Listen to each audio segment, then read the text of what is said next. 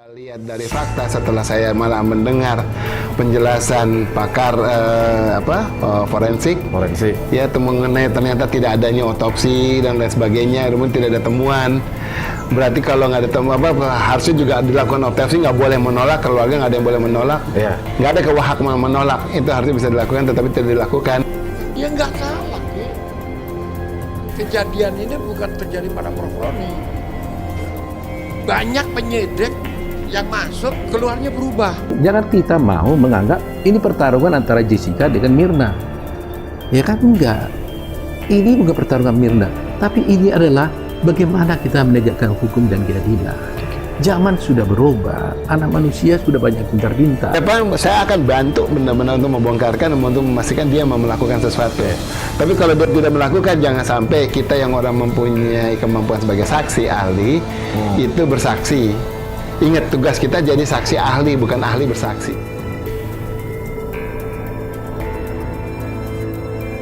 Beda dengan Edi Darmawan, Ibu Mirna justru lihat jenazah dengan kondisi seperti ini. Diketut Sianti agak.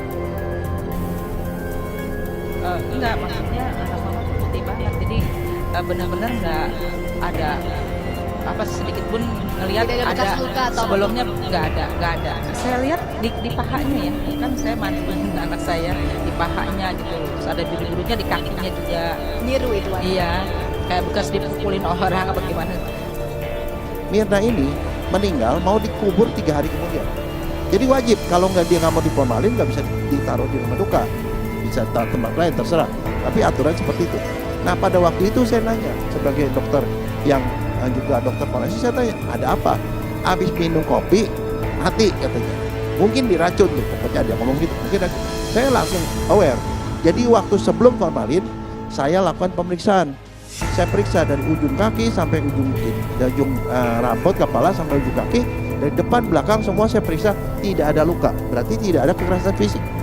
Yang kedua, itu saya lihat orang meninggal itu ada namanya lebam mayat. Di bagian belakang dia tidur, itu darah tuh kan ke belakang ngumpul, itu ada biru-biru di belakang, itu namanya lebam mayat. Itu normal. Kalau orang keracunan sianida, lebam mayat itu merah terang, mukanya pun merah terang. Kenapa?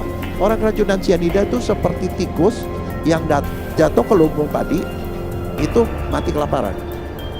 Jadi oksigen banyak di dalam darah, tapi oksigen nggak bisa dipakai. Kenapa?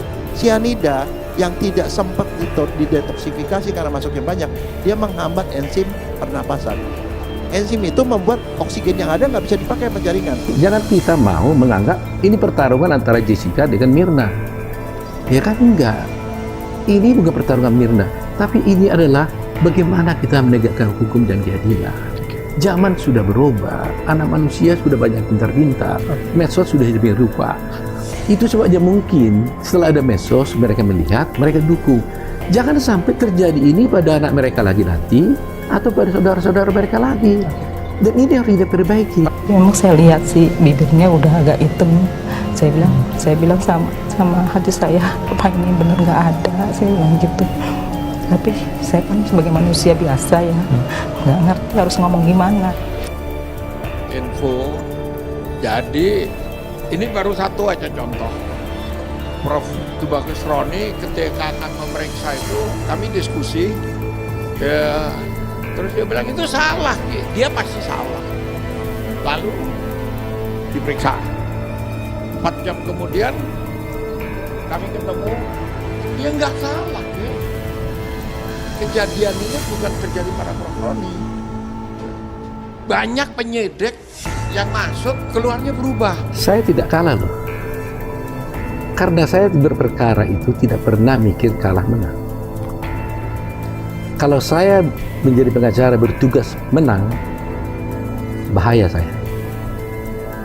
Karena kalau saya bertugas menang untuk menang, maka berarti saya akan mengalahkan segala cara untuk menang. Berarti tujuannya adalah mencari kebenaran di keadilan. Jadi kalau bilang otopsi kalah, no. Saya nggak kalah. Kebenaran itu belum saya dapatkan. Kebenaran ya. Kalau kita lihat dari fakta setelah saya malah mendengar penjelasan pakar forensik, ya mengenai ternyata tidak adanya otopsi dan lain sebagainya, namun tidak ada temuan. Berarti kalau nggak ada temuan harusnya juga dilakukan otopsi, nggak boleh menolak, keluarga nggak ada yang boleh menolak, nggak ada hak menolak, itu harusnya bisa dilakukan, tetapi tidak dilakukan. Ya, dan kemudian perekaman yang harusnya bisa jauh lebih lengkap, lebih komprehensif. Jadi itu tidak diotopsi tapi cuma ambil sampel. Ambil sampel. Oke. Beda kata dia di situ beda pekerjaannya. Otopsi bisa sampai 5 jam katanya, 5 jam lebih. Nah, Dibongkar ya. Dibongkar. Kalau ini enggak. Rongga kepala, rongga dada, rongga perut. Jadi ngerti saya pada itu Kata Pak Jaya itu ya. Iya, kata Pak Jaya di situ. Dan perjalanan dari rumah sakitnya, dari tempat si almarhum ada, jenazahnya ada, sampai dibawa ke rumah sakit yang konon lakukan otopsi, sampai balik lagi, perjalanan aja butuh 2 jam bolak-balik. Berarti melakukan sananya hanya punya 1 jam. Ya nggak mungkin sekali melakukan itu untuk melakukan otopsi lengkap. Sampai dia menelpon kan, itu temannya dia. Dari dokter kepolisian ya. Iya, dari dokter kepolisiannya itu temannya dia sejawat. Diakui itu hanya diambil sampel, bukan diotopsi gitu. Nah sekarang dan kemudian dari yang nggak ada jadi ada cyanidanya lah. Berarti yang melakukan otopsi ngapain ngambil sampel, kenapa jadi ada? Harusnya ambil sampel tetap nggak ada dong, gitu kan? Nah, dari pembuktian tersebut berarti kita sudah jelas kalau ada pihak-pihak yang pengen mengungkapkan hal ini, ya pengen mengangkat di situ, kemudian dia bilang safe for justice for Jessica ataupun apa semuanya, itu silahkan aja mereka secara hukum. Telematika saya tidak akan pernah ikut-ikutan untuk justice for Jessica karena urusan telematika bukan ke justice-nya, tapi pengungkapan kontennya, pembenaran konten di situ. Kalau memang itu dia memang melakukan, kita cari buktinya benar-benar bahwa memang dia melakukan. Saya akan bantu benar-benar untuk membongkarkan, untuk memastikan dia melakukan sesuatu. Tapi kalau dia tidak melakukan, jangan sampai kita yang orang mempunyai kemampuan sebagai saksi ahli itu bersaksi.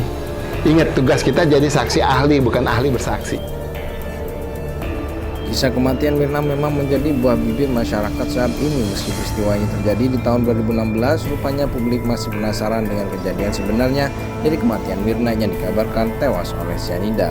Apalagi setelah penayangan film dokumenter kematian Mirna di Netflix, membuat banyak orang terus menggali kembali apa yang terjadi pada putri dari Edi Darmawan itu. Salah satu yang menjadi sorotan dari kasus kematian Mirna adalah kondisi fisik dari putri Edi Darmawan tersebut. Dalam sebuah perbincangan, Edi Darmawan mengaku bahwa mayat dari Mirna menunjukkan warna merah. Namun baru-baru ini terungkap pengakuan berbeda dari ibu Mirna bernama Ni Ketut Cianti terkait kondisi jenazah yang kena. Ibu Mirna bernama Ni Ketut Cianti rupanya sempat menjelaskan bagaimana kondisi tubuh putrinya itu setelah merenggang nyawa dalam sebuah acara televisi. Video tersebut kembali diunggah pada sebuah akun TikTok bernama @herbalalami2, di mana Ni Ketut Cianti bercerita bahwa mayat Mirna tidaklah berwarna merah. Memang saya lihat sih bibirnya sudah agak hitam. Saya bilang bersama hati saya, apa ini benar gak ada? Saya bilang gitu, ujarnya. Saya kan sebagai manusia bisa nggak ngerti harus bagaimana. Saya belum bisa terima, belum kuat sih, sambungnya. Bahkan ibu dari Mirna itu mengaku mendapat dukungan dari sana saudara agar bisa terus kuat menghadapi hidup dengan kehilangan anaknya. Ini saya nggak tahu kekuatan dari mana. Saya ngomong kakak ipar saja sampai ngomong udah kuatin ini Mirna, sudah ini Tuhan, sudah terima aja, kita lihat aja bagaimana nanti kasusnya, jelasnya.